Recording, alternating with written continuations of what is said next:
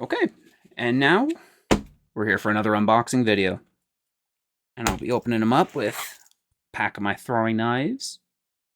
Just wanted something with a very good tip, but nothing with a real edge, nothing that can really damage the bindings. So, last episode, I teasered a box I had ordered from... this one was BackerKit, it wasn't Kickstarter. But a lot of people tend to bundle Kickstarters and backer kits together so that they can handle all of your shipping. But they do run their own campaigns. And, well, this time we got the Grim Hollow Player's Guide. But we didn't just get that. We also got the Monster Grimoire and their campaign guide. Apologies for the light, it's right underneath my camera, which is right there. So yeah, we're going to be looking through all three of these books today. Let's start with the Player's Guide. So let's just...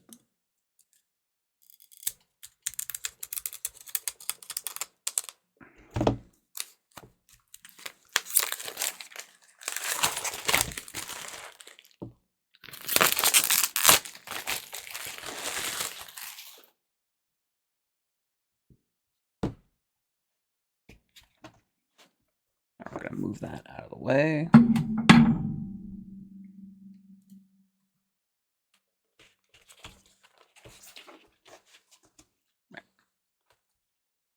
Actually, let's look at the back first. Address needs your bravery and your soul. The most treacherous foes and spine-tingling adventures await players in the world of Etheris. Warring nations ravaged by evil magic and corrupt leaders rest on the knife's edge of doom, with the gods dead and other beings of power having filled the void, using their terrible powers to subjugate the innocents and to tempt the weak-willed into pacts that trade power for gods. Can those who call themselves heroes find a way to use their tools of both light and dark to survive without losing their souls in the progress? Grim Hollow Player's Guide offers players and game masters a new rules of running a campaign of a dark fantasy, danger and heroic resilience, and in the face of a heart-stopping evil. This book contains new races, subclasses, spells, magic items, advanced backgrounds, transformations, and more, allowing players to delve into the darkness of the bleak and desperate world. Players can play a Fey-build Rechelkind, the soul-starved Lycanshi, or the fallen divine known as the Downcast. They can transform into Fey primordials or specters, and most of all, they can rise above the corruption to fulfill their destinies. All this and more awaits you within this copy of the Grim Hollow Player's Guide.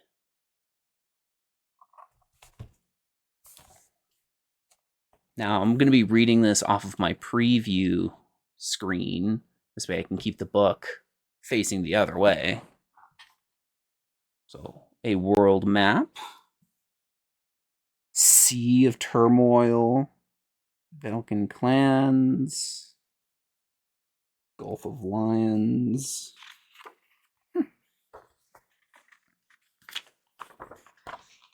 Table of contents. I'm not going to be reading every single thing in this book. That just takes far too much time, but I'll pause at moments that look pretty interesting.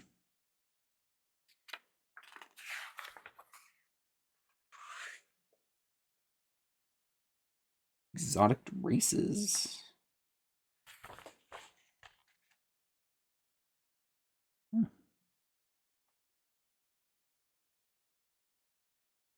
Interesting here.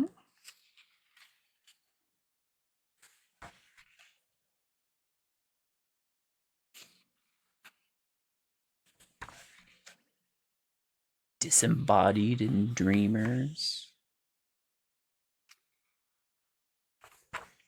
Yeah, so this is very like setting guide to try and show off how everything looks. You even have the laws. Huh.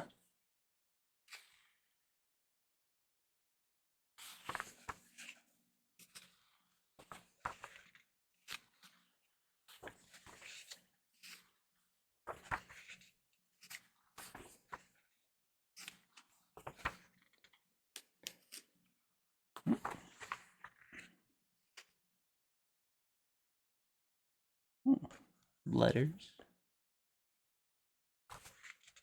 The gods of this world.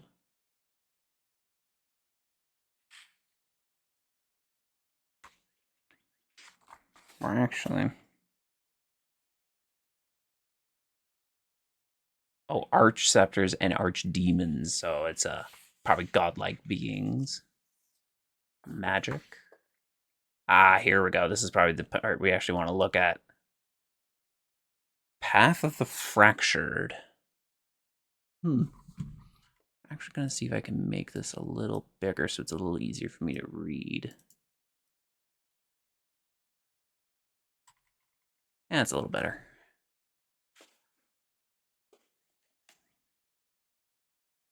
Okay, so again, level 3. Just adjust that up a little. Starting at level 3, when you enter your rage, features distort and your body swells in such that your appearance completely changes.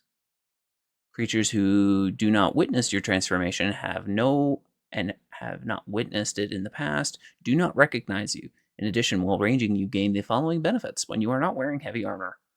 You can roll a d8 in place of normal damage for your unarmed strikes, and your unarmed strikes count as magical for the purposes of mitigating damage resistance and immunity to non-magical attacks. I feel like there have been so many like third-party classes and subclasses who always try to make unarmed combat a thing. Like other than just monks, they always usually these classes always want somebody else to try that, and it's usually the barbarians, maybe a fighter. Last time when we looked at the Sebastian Crow's guide, they had their own version. Although I think that was more into like improvised weapons, but well, when it all else fails, your hand is a good improvised weapon. When you use an attack roll with an unarmed strike, and are not wielding a shield, you can make one unarmed strike as a bonus action. Okay. You count as one size larger when grappling. You gain proficiency with one of the following skills. You gain proficiency with an artisan tool. When you're at 6th level and while you are not raging, you have resistance to psychic damage. While you are raging, you have resistance to all damage except psychic. Okay, well, let's keep going. Path of the Primal Spirit. Okay. At 3rd level, you gain a primal companion, a spirit that accompanies you and your adventures in fightings alongside you.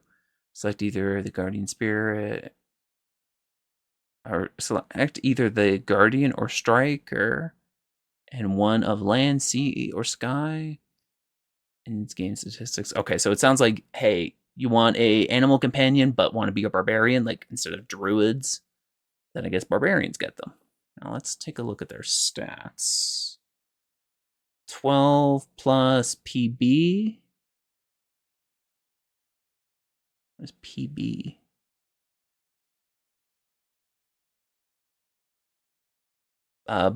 Player or not? Bonus proficiency or something like that? Probably.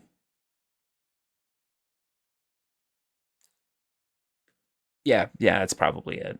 Armor class is 5 plus 6 times your barbarian level. Speed. Natural weapons. Reach 1d4 plus bludgeoning, piercing, or slashing. It's Kind of a poop.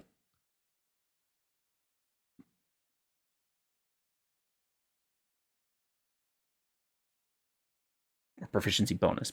Yeah, that would help. When an ally is within 5 feet of your things, your guardian can take damage.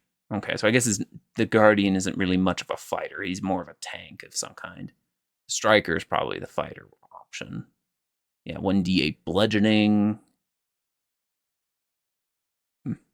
Interesting. College of Adventurers.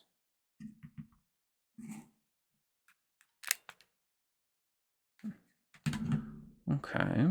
Now I would like to know why my camera is suddenly not wanting to focus. There we go. Can you choose this college? Adventurer's Tale of your choice. Or Adventurer's Talent of your choice. Your Adventurer's Talent is opposite of details at the end of the Bardic College description. You can gain additional adventure talents. Oh, is this like a yeah, it looks like it's trying to do like multi-classing without multi-classing. So you can kind of pick up a talent based on any of the major classes. Huh. It's interesting.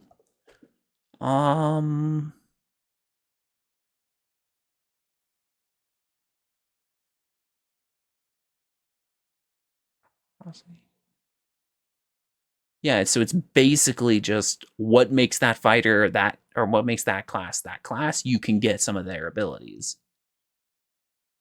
So do you want to be part barbarian and gain a primal ferocity? You can enter a rampage as a bonus action. While you're rampaging and not wielding heavy armor, you gain resistance to damage.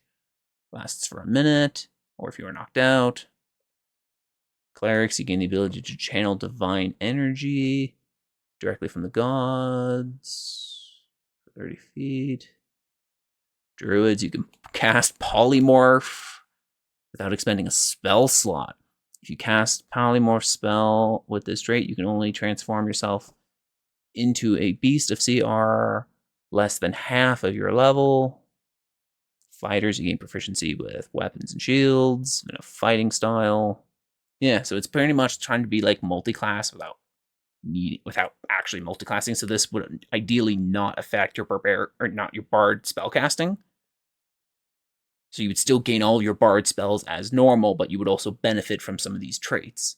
So that could come in handy. Party planner. With a creature that is at least one bardic inspiration die, you can use bonus action. Give them the help action. Actually,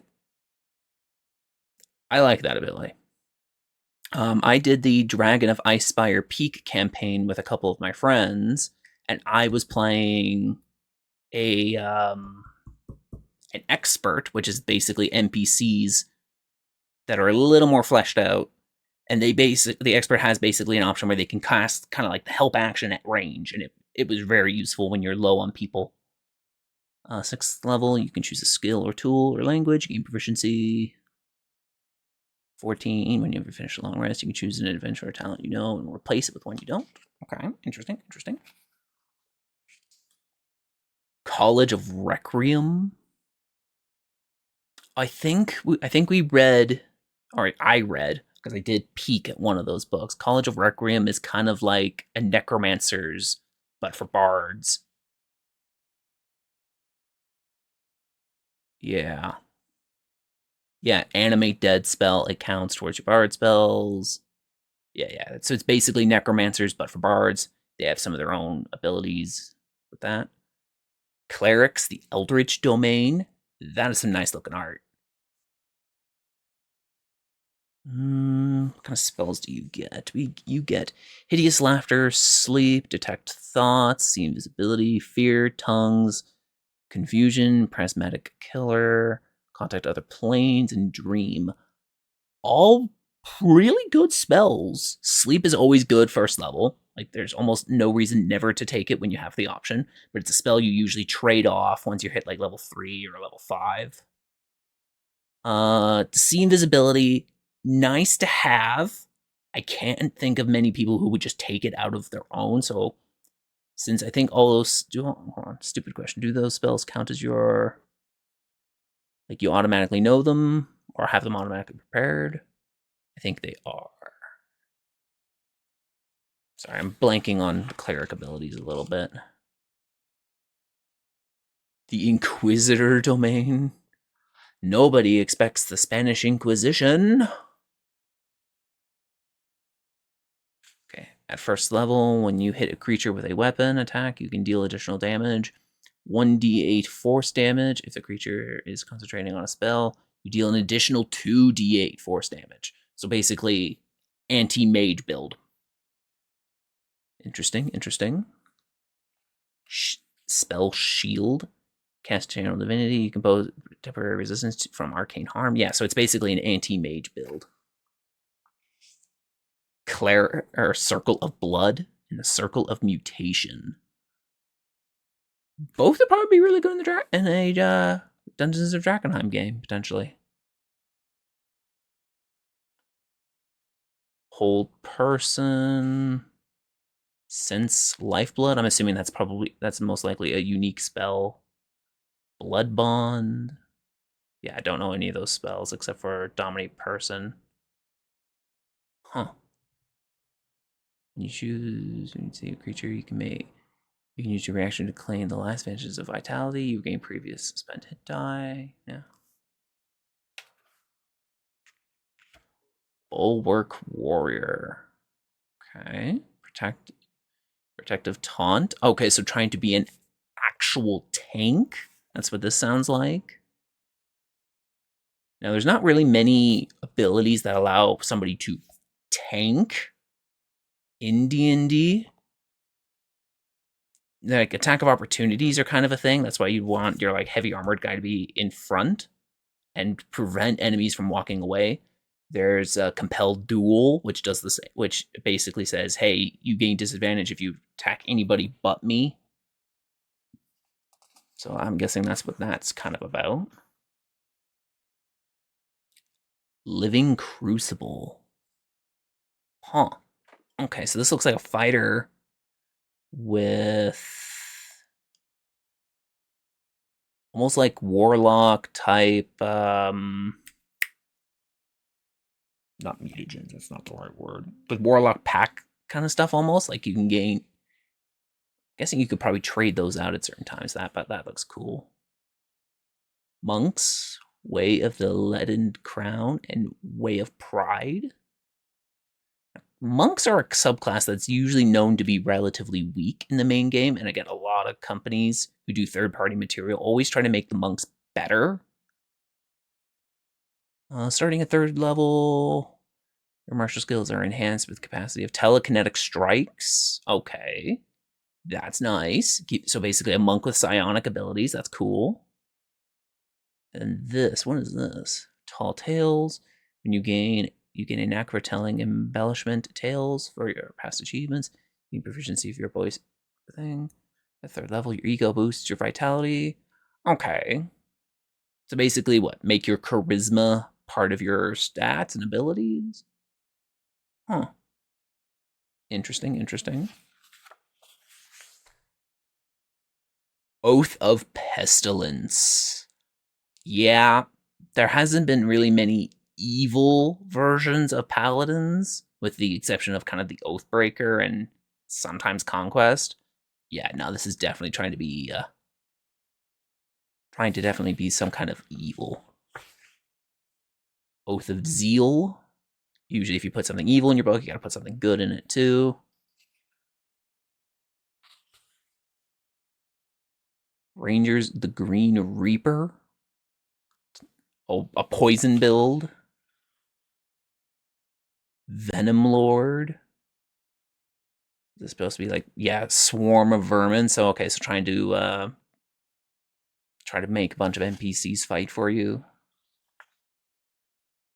Highway Rider.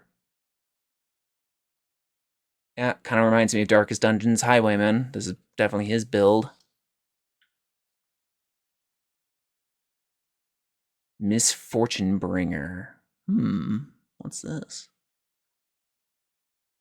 Okay, so similar to that one fighter build, looks like there's a rogue build of something similar where you can get all these unique misfortunes. Interesting, interesting. The haunted sorcerer origin. I've heard of something like this in the past.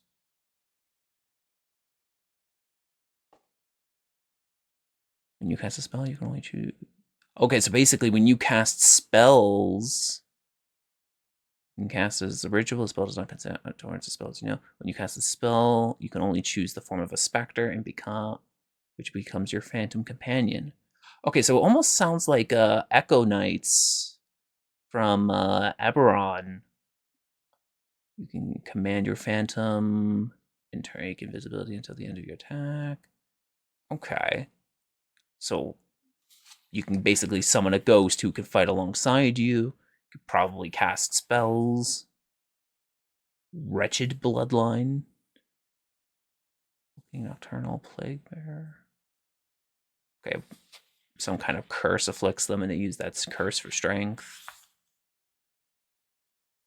The First Vampire. Okay, so here's your Warlock patrons. Interesting. Okay, Drain Life. Creature of the Night. The Parasite. Patron has taught you to siphon magic from your enemies. Again, more really good looking art. The art in these books is great. I will definitely say the GhostFire team's artists, another Plague Doctor. Again, everybody's kind of been wanting a Plague Doctor type character. We had the Apothecary with Sebastian Crow's Guide. This book has a wizard subclass. Probably something to do with like potions and poisons.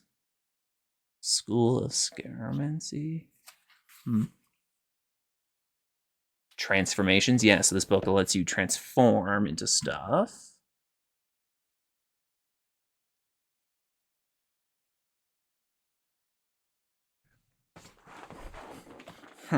Interesting. Would you like to turn into an aberrant horror? A fiend? A lich? That sounds a bit busted. Yeah, lycanthropes. I'll have to read these in more details later. Angel people, vampires, fae.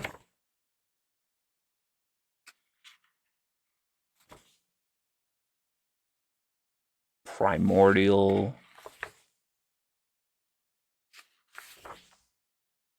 Spectre. Wow, that is a lot of stuff. All right, backgrounds. All right, here's some deal on some backgrounds. Now, I know a lot of people don't really tend to focus too much on their character backgrounds. I've seen a lot of people who just choose backgrounds just for the bonuses they keep, but don't think about how that influences their characters in the long run. I'm not gonna lie, I do the same thing. Where I will pick a background that benefits my character for what I want in terms of like tool proficiencies, languages, but I also still go through the ideals, bonds, flaws, and personality traits, and then I build a story on that later. I just do it later. But I haven't seen a lot of people who do take that, like, for example, they'll pick up like town guard, but then they'll never mention they were in military or something like that. Oh, okay, hold on. Advanced backgrounds. So they level up? That sounds really cool. Gain more traits. Shield bearer. Huh. Talents. Archetypes. Okay, so what is an archetype? An archetype is a common or typical representation of an idea or a form. In the case of a character in role-playing games, an archetype is a representation of an ideal form. A character that conforms to an archetype has a certain set of internal motivations and personality traits. Archetypes are themes that recur from narratives from mythology to modern books, comics. Okay. Choosing a character can help you decide how your character acts. The GM can use archetypes for how an NPC acts as well. Okay, so it's kind of trying to flesh out certain things. Okay. Interesting.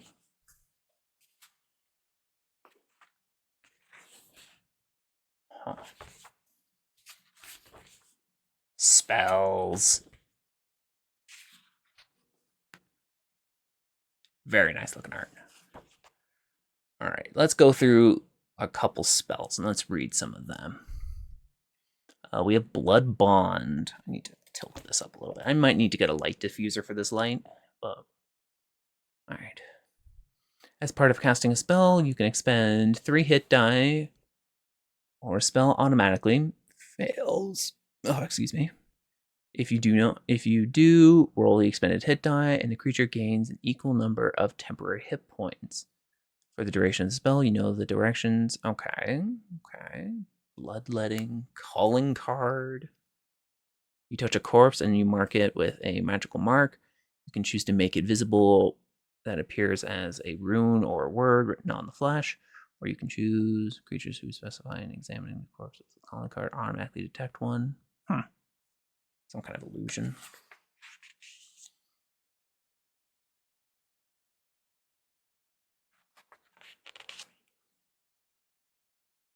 Little Death. When you cast a spell, you drop to 0 hit points and die. At the start of your next turn, you become a ghost, occupying the same space of your corpse. You can use the ghost's game statistics, retaining your alignment and personality. When you are a ghost, you can only use your abilities to detail the ghost's game stats. Okay, so it kind of reminds me of like the fake death pill in Metal Gear Solid 3. Huh.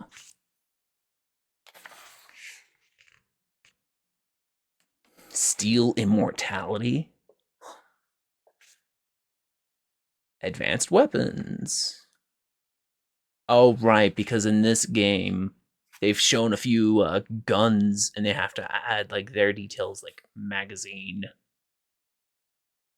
repeater, black powder, armor piercing. Yeah, so it's not just for that, but it probably applies to a whole bunch more weapons. This looks straight out of 3.5 edition kind of stuff. Like, I remember looking at these charts and just scouring through them and trying to tell the differences between one weapon or another. It was usually a gold or weight component. Magic items.